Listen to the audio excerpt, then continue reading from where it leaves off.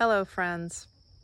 I've been in a few different sessions today and yesterday with clients, and every time I meet with somebody, before I meet, I always connect in and ask for guidance and ask for, whatever message wants to come in for that person. And Jesus has been coming in an awful lot recently.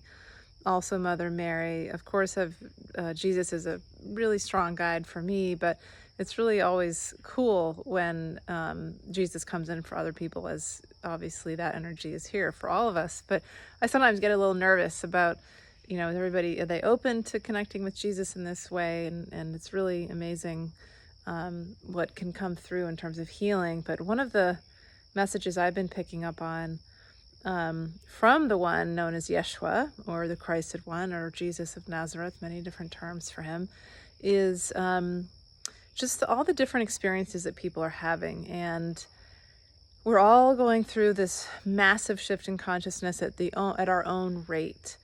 And I've seen this with a few clients, and sometimes this comes up for me too, that we sometimes just, want things to happen for other people and around us much faster than they are meant to happen. So sometimes, we see others in our lives, and we feel like they're not making choices that are for their highest good, or that, they're doing something out of fear.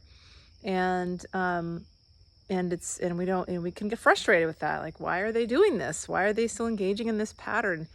And what was coming up was this really powerful insight that it's important to allow people to go at their own pace. That a choice that we may perceive as a choice based in fear is what they are making because it makes them feel safe, because it is what's safest for them in that moment. And that another point they might be more ready to make a different choice, but it's not up to us to push or accelerate anybody's soul growth any faster than it's meant to happen. Just like this actually just came up in a reading, we wouldn't expect a child to know how to do calculus when they're just in kindergarten, right? Not to compare people to children, but we wouldn't push somebody to, or expect them to do something or know something when they're not ready to do it, when it's just not developmentally at the level for them.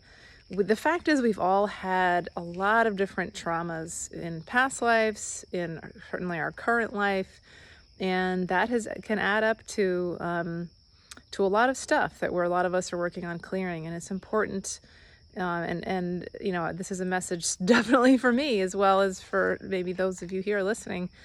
It's important for us to allow to have patience, right? And to have empathy and understanding as much as we can, always coming back to that same mantra, or that, belief that this person's doing the best they can with the tools they have at this time. Maybe this choice isn't what we would make, but we've had a different experience than they have. We have maybe more tools than they have. We haven't had the sort of intense, fear programming or trauma that they've had. And so to expect them to make the same choice that we're making it's just not realistic, because we're different souls and we have different experiences. So as we move through this massive shifting time, there's so many things that are coming up to be cleared for so many of us. Lots of patterns, shadows, things that are really surfacing to just be looked at and to examine. And often it's things that we thought we dealt with before, that we thought we wouldn't have to deal with anymore. But, it often is through relationships with other people that they come up. So can we have compassion for ourselves in our learning and our growth as well? And that it takes time to really integrate the lessons. It's not going to just happen overnight. And we certainly don't just, wake up the next day and suddenly experience a new way of being, as nice as that would be. There are ways to accelerate it through different, getting in the subconscious mind, doing some reprogramming of our own, certainly meditation. So anyway, I hope this has been helpful in some way for those of you listening. We're all doing this beautiful human experience thing together, as messy as it can be, but can we hold compassion for ourselves in that experience and also for others? Many blessings.